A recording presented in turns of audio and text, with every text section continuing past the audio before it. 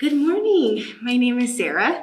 I work with the Living Archives Project, where we are collecting stories of how various communities were impacted by COVID-19.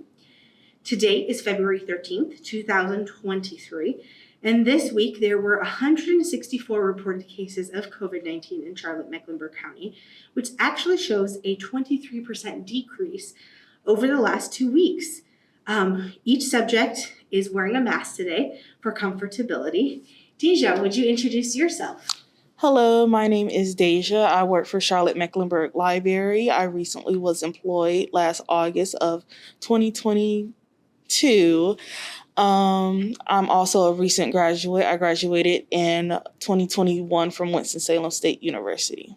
Awesome. Well, we're so excited to have you here, Deja. Would you mind just briefly describing your physical appearance? So I'm roughly 5'7.5". I have medium to dark skin tone. I have dark brown eyes, and right now my hair is half black and half like tealish green in braids in a ponytail. I love it. Teal is my favorite color. So it's very, very nice. Deja, how long have you been in Charlotte or Mecklenburg County? So I lived in Mecklenburg County my entire life. Wow, that's amazing. They call you a unicorn. Yes, because it's very rare to find someone born and raised and still here. Yes. So tell me a little bit about your being from Charlotte. How does that feel? How have you enjoyed growing up here? So I like it a lot. I like the community. I like it, but I also like traveling. I don't want to, as you know, I want to travel outside of Charlotte. So it's nothing wrong with it. I like it. The community is very hospitable. It's very diverse here. At least over the recent years, a lot of diversity has increased within the city. Intolerance towards, racial slurs have went down. And just impact of how social and society has treated each other with kindness has grown. So it's nice living here. Wow, I love that. Tell me a little more about that. If you can share, what was your experience like? So most, at least for elementary school, it was predominantly white and Hispanic. Mm-hmm. And then my mother focused for my education, but it was also a bonus, sending me towards more African-American centered schools. So I went to Sugar Creek Charter, and then I went back to CMS, Charlotte Mecklenburg Schools, to attend Hawthorne Academy of Health Science for my high school. Okay. And that was more, it was a little bit more diverse. Also with different stigmatisms as well there. It was previously known for, that's the pregnant school. I know that's bad to say, but that's what it was known for. It was known for alternative school. Wow. So it shifted its image to be more of a health science and STEM school. Okay. And then you recently graduated from college, is that true? I graduated from an HBCU, Winston-Salem State University. I majored in mass communications with a focus in digital marketing and social media presence. Wow. And I also graduated with a bachelor's in justice studies focusing in forensic science and criminology with a minor in psychology. Oh my gosh, you're amazing. That's awesome. Yes, and I'm currently in school now to get my master's in library science with a focus in archives. So, that's amazing. Living archives. It was meant to be. Tell me about what made you get interested in becoming a librarian?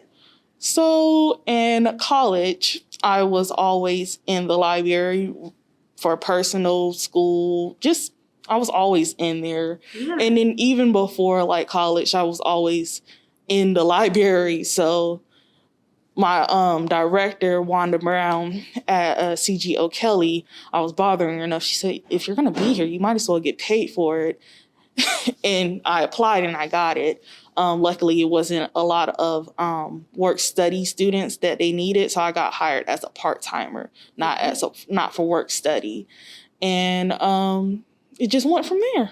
That's amazing. I love it. And so you have been here for about a year working with the Charlotte-Mecklenburg Library Well, System. almost a year. Almost a year. Yes, it'll be a year the day after Labor Day. Okay.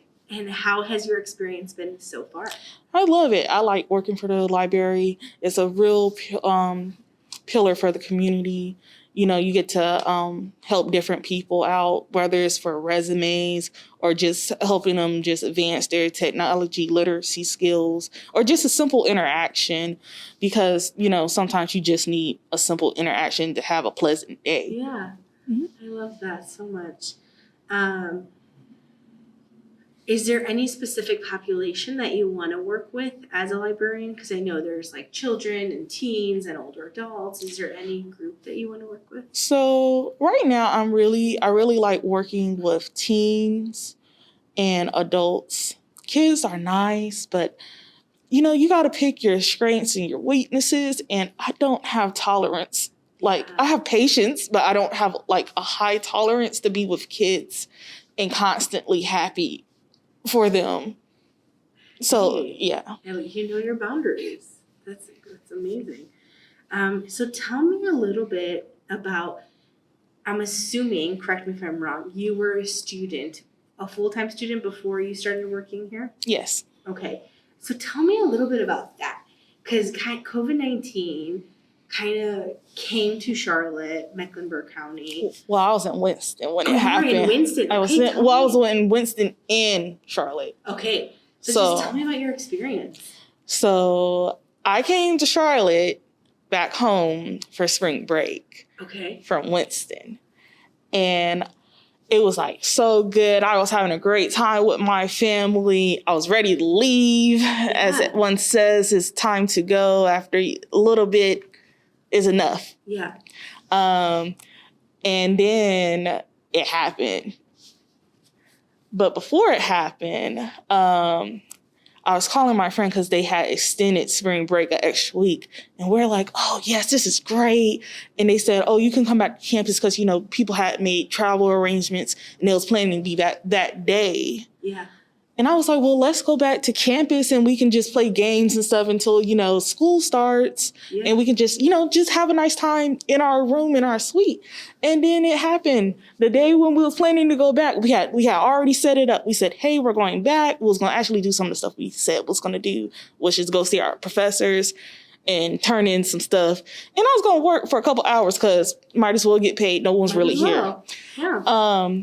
And the day after we decided, they had told us that it was actually serious and that they was closing campus and I had to stay here. And I was like, no, I love my family, but I was just ready to go back. I was a junior, so I was ready to go back to school and be in class and be with my friends and just do just different stuff. Yeah. And I loved them, but I was ready to go do that again. Yeah.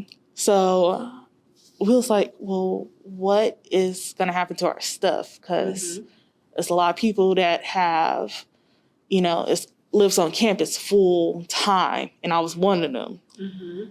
And they was like, well, this is what we're going to do. Luckily, I believe it was U-Haul who was giving out the free storage containers. So I helped some of my friends move their stuff because some of them live like halfway across the country. So like, what am I gonna do? I can't fly back there and fly back. So I was helping them move some of their stuff. They gave me the key code and like they talked to housing and I moved some of their stuff into a unit. And then they said they was coming back to get the rest of their stuff. But I moved most of the main heavy stuff because they was only going to be there for a couple of hours. Okay. So they could focus on their clothes, not their furniture. You're such a good friend. I try. They say I'm very nonchalant. Don't tell them I actually love them, okay? Then they'll get all, oh, yay. But yes, and then I moved like most of my stuff back to Charlotte. And then we had to figure out the class situation because, you know, most campuses didn't have online classes like that as a mass campus. So it was figuring out that, how to do paper and research and books. That also came into play. As a college student, you try to save as much money. I normally just bought my major books that I felt that was important for me to have later down to reference to them if I needed them for my job. But some of the other books, I would go to the library and use it. So I had free access. Now my access is taken away. Yeah. So what am I supposed to do? So I had to either buy some books, or some of my professors were very nice. They scanned their book as a PDF and said, hey, we're only using this right now. We got permission to scan it up there for y'all, so you're not going to be behind in classes, because half of us have the book, half of us don't. So that was pretty much it. When it first hit, I'll be honest, I thought it was going to be like another Ebola. So I thought it was going to be an epidemic. I didn't think it was going to be pandemic. I was like, oh, well, it's probably going to be like an epidemic. They're going to figure it out. It's probably like some bacteria, and they'll figure out. No, they said no, and it spread. But another reason why it spread is due to the lack of seriousness they didn't take and not releasing information. Yeah. So that was different. Yeah. In my opinion, I feel like, well, it's true. Trump failed with the guidelines for CDC. If he would have just went out there and said, hey, you know, because most supporters will listen to their politicians. I'm going to listen to facts. If he says it and CDC said it, but most of CDC, I'm going to take it a little bit more seriously. Because CDC was, you know, present, like they was making it implement, like, yeah, this is growing. But if you look at it from past incidents like Ebola, yeah, it was growing, but it wasn't crossing as fast from border to border because it's airborne. It's not skin-to-skin contact with saliva like Ebola. I think that's how it was transmitted. So you have people on cruises, in class. If you think about how we interacted in the early 2000s compared to right now, you'd be like, ugh, that's gross. Because, I'm drinking some water and my friends say, hey, can I have some water? Yeah, I don't care. I can share. Now I'm like, you got to get your own water. I'm going to have to pour it in there now. Because I'm thinking about how that can transmit to me. Yeah. Because we was already like, was hygienic, but we wasn't very straightforward hygienic, if I say so myself, of how what I do impacts you and what you do impacts me. Yeah. So that's pretty much. Yeah. So for you, you did eventually come home. I did eventually come home after I moved all my stuff back from Winston.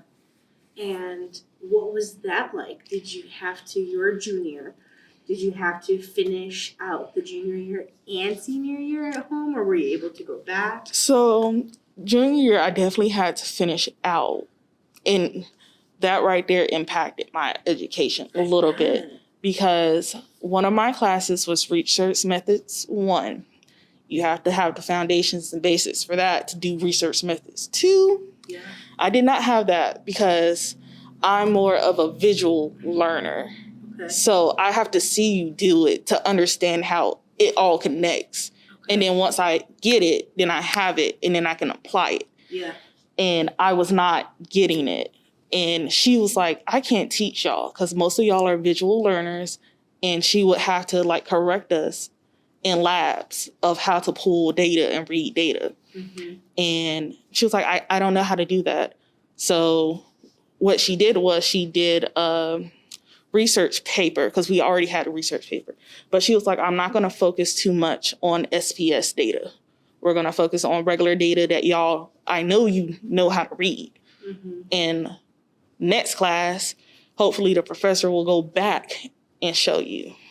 And when I went to my first senior year, I say first because I graduated in 3 semesters as a senior. in my first senior year, I was like, I'm not understanding this. And I don't want to put any like blame on the professor, but she was like, I don't understand why you're not understanding. And I was like, well, I'm finna drop this class because you're not helping me. And I already see how this outcome is going to be. And I had to retake the class with another professor to pass the class. So just think about me as a college student. What about high school students, middle school students, elementary school students? They had a very big impact of how they were learning. And that's going to follow them if they didn't get the tutoring and other resources they need to catch up to the level they need to do, because everybody's learning style is different. Totally. And then so senior year, what for you going back, was it hybrid or was it full? So it was hybrid. So half of my classes were online and the other half was in person. Most of the in-person classes were less than 20 people in there. So it was fine and was spaced out for most of the time. We also had to you either had to have the COVID vaccine, Pfizer, Moderna, and Johnson, or you had to take a COVID test every week, and you had to report your temperature, I think, every day. I'm not sure, don't quote me on that. Yeah. But that was what the other people who did not have the vaccine had to do. Yeah. Did you feel like when you went back that the professors were able to support you in your learning and in your education? Or did you feel like you missed out on some stuff? So I feel like they did their best because it was new. It's new for everybody at that time. They didn't know what to do. So I feel like they did a very good job offering like online support, tutoring in person and online as well. And just being a little bit more sympathetic, knowing that, you know, your learning was impacted by that, especially since although it wasn't the first half of the semester, the second half is really where you key in on key points and tie it into the first half of the semester you had it in. Yeah, for sure. So before we started the recording, we did this little activity called a hand map. Is there anything from your hand map that you would like to share with us? So one thing I would say is traveling. Yeah. That impacted a lot because I'm not supposed to be here. I'm supposed to be bartending and hopping through Europe. That was my plan. That was your goal. That was my goal. So it's now a little bit unfeasible since COVID happened. I was like, I'm going to bartend my way through Europe. And that was feasible before that because you could find a job real easily bartending anywhere. And I was like, yep, I'm going to go just hop. And now if you hop here, you can't go here. And you got to wait a couple days to get back to where you want to go.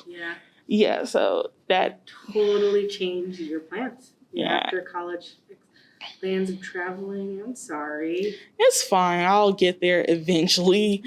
But I really was intending to travel a lot more. We're a traveling family.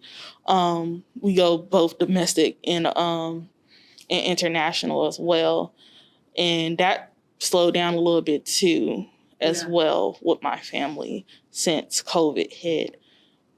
They're a little bit more paranoid. Yeah. So how was it living with your family, back with your family? As I said, I loved them, but we all know sometimes your family just drives you crazy. Yeah. Like when I go home, sometimes I do not feel like interacting with people. And that you can even ask like my suite mates, I don't like talking to you as soon as I get home. I'll be in my room for maybe 2-3 hours, do not come down. Oh, hey, what you doing? How you doing? Yeah. Oh, let's go do this. But they were so used to me being in high school, I would come home and talk to them and like, oh yeah, and then I'll go. But sometimes I just need some time to myself. Yeah. Because my mom works from home. So I'm really like the only interaction she has because I'm the first one to get home. And then my grandfather, he's an entrepreneur. He's the CEO of his own company, and he still interacts with people, so he's not as bad when he gets home. And then my grandmother, she's a nurse, so she interacts with people all day, so she's not as bad. It's really just my mom, because she's like, I want to talk to you, and I'm like, you chose this job because you didn't like talking to people. Yeah. She's a medical coder, so all she does is code all day. And then she'll just like maybe 1 or 2 calls outside of like her teams. Yeah. I'm not saying she don't interact with people, but like outside of her teams, she really don't call people like that. Mm-hmm. So that proved to have some challenges. Yes. And then also when COVID hit, I was turning 22, because I was 21. I was turning 22, and I had this great idea, and they was like, you don't want us to be safe because they're more at high risk to catch COVID because they're older, and then they have some health issues as well. So they're more at high risk. So they guilt tripped me into not having my great idea, which I thought was great.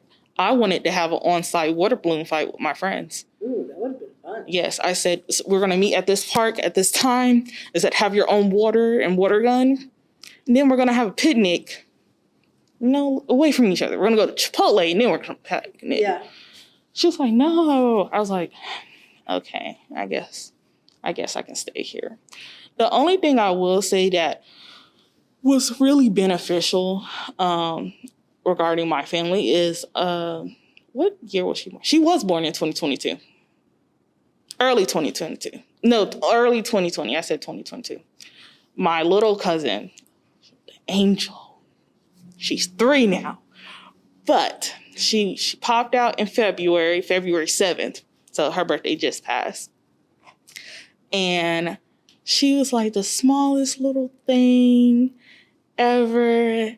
And she's really the only reason I did not act out as much as I really wanted to act out. And I stayed in the house and tried to find something productive to do outside of schoolwork. Yeah. And not meeting my friends. She was really it, because my aunt worked at home, and after her maternity was over, she was like, who am I going to get to watch her? Yeah. It's COVID. I don't trust nobody. Yeah. So I was really there. Aww. Fun fact, her neighbors thought I was her nanny. Because I would walk around the neighborhood, because I can't be in that house all day. Yeah. And take her in the stroller and walk around. That's so and then I had her son and her brother, and I would take him too. And he was like, yeah. She was like, I never seen you before. I was like, well, I only come over for game nights and when she brides me to do something. Yeah, so you wouldn't have seen me like that. Oh, that's so sweet, though. Yes. I know you have to go, and I want to respect your time. Mm-hmm. I'm going to follow up with one last question. Is there any additional stories or experiences that you would like to share with us before we end? I'll just leave it on this note. COVID really made people think about their values and what was important to them. It changed our dynamic as a society and a culture. People now are quitting their jobs because why do I have to come into an office that I can do from home? That was a great change. Yeah. They're not as stressed anymore. They're not as anxious. And it also determined how we was going to treat each other. Yeah. Most of the time you wear a mask not just to protect yourself, but to protect people that you live with and the people you come into contact with. You become more considerate and have more empathy towards people. And I think that's, it's sad that it had to go that route, but it was ultimately needed. Mm-hmm. And it changed a lot of people for the better. Mm-hmm. Well, thank you for sharing that. Very wise. Thank you. Thank you, Deja, for your time today. I really appreciate it. You're welcome.